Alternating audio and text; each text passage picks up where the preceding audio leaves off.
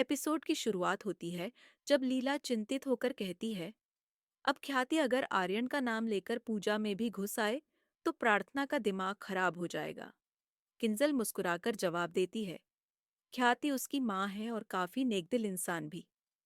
लीला ताना मारते हुए कहती है, तुम्हें तो हर कोई नेक ही नजर आता है, लेकिन मेरी बात सुनो, वो चाहे जो भी हो, मेरी प्रार्थना और उसके बच्चे से दूर रहना चाहिए। इसी दौरान अनुपमा और उसकी टीम का स्वागत प्रकाश के घर में होता है।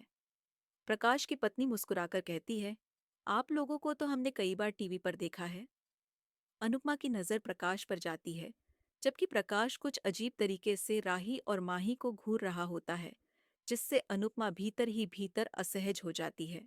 देविका कहती है, ये गांव तो बड़ा सुंदर और स्वच्छ है।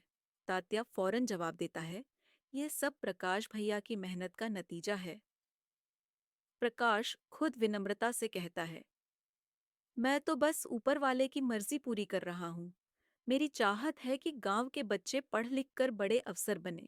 तभी राही पूछती है, सुनने में आया है कि यहाँ की कुछ लड़कियां अचानक लापता हो गई हैं। यह सुनकर प्रकाश और तात्या चौंक जाते हैं। जसप्रीत बोलती है, आप तो कह रहे थे कि यहाँ महिलाएं पूरी तरह सुरक्षित हैं। अनुपमा सवाल उठाती है, अगर आपके पास चमत्कारी शक्तियां हैं तो फिर पिछले हफ्ते उस मासूम बच्चे की मौत क्यों हुई? प्रकाश हक्का बक्का रह जाता है।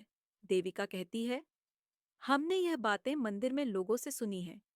शायद अगर उस बच्चे को समय पर अस्पताल ले जाते तो जान बच जाती। प्रकाश टालता हुआ कहता है, जो किस्मत में लिखा होता है उसे कोई नहीं बदल सकता।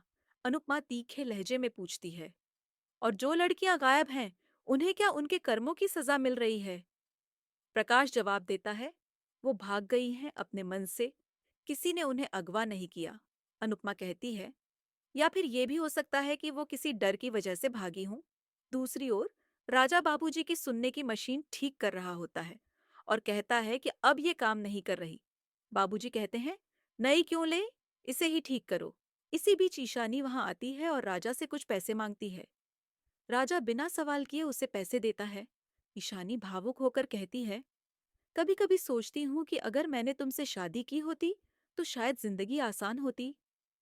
राजा कुछ बोल पाता, उससे पहले प्रेम वहां पहुंचता है और उन्हें साथ देखकर चौंक जाता है। इधर खाने का समय हो गया है और सब लोग टेबल पर जा रहे हैं। अनुपमा जानबूझकर अपने कपड़ों पर जूस गिरा लेती है और कहती है, क्या मैं वॉशरूम यूज कर सकती हूँ? प्रकाश की पत्नी उसे भीतर ले जाती है, लेकिन अकेले में उसे रोककर कहती है, आप इस गांव से जितनी जल्दी हो सके निकल जाइए। मेरे पति बहुत खतरनाक आदमी हैं और उनके खिलाफ कोई कुछ नहीं कर सकता। अनुपमा स्तब्ध रह जाती है। थोड़ी देर बाद अनुपमा एक कमरे में प्रकाश को किसी से बात करते हुए देखती है। जैसे ही वो व्यक्ति मुड़ता है, अनुपमा उसे देखकर सन्न रह जाती है। वो और कोई नहीं, सोनू राठौड़ था। अनुपमा के दिमाग में पुरानी बातें कौंधने लगती हैं। वो तेजी से बाहर दौड़ती है, लेकिन सोनू गाड़ी में बैठकर निकल जाता है। अनुपमा रोते हुए कहती है, अब समझ आया कि समर मुझे यहाँ क्यों लाया था। दूसरी ओर पराग प्रेम को एक दस्तावेज देता है जो उसके पुराने रेस्टोरेंट से जुड़ा होता है। प्रेम खुश हो जाता है और कहता है, आजकल बिजनेस मुश्किल में है, फिर भी आपने मेरी मदद की, शुक्रिया। पराग जवाब देता है, तुम सिर्फ अपने रेस्टोरेंट पर ध्यान दो, बाकी सब हम संभाल लेंगे। इसी बीच ईशानी वहां आती है और सब चौंक जाते हैं। राजा बताता है कि वो उसे किसी जरूरी काम के लिए बुलाने आई थी। अंश कहता है, तुम मुझे भी कह सकती थी। ईशानी जवाब देती है, तुम हर बात में सवाल पूछते हो, इसलिए नहीं बताया।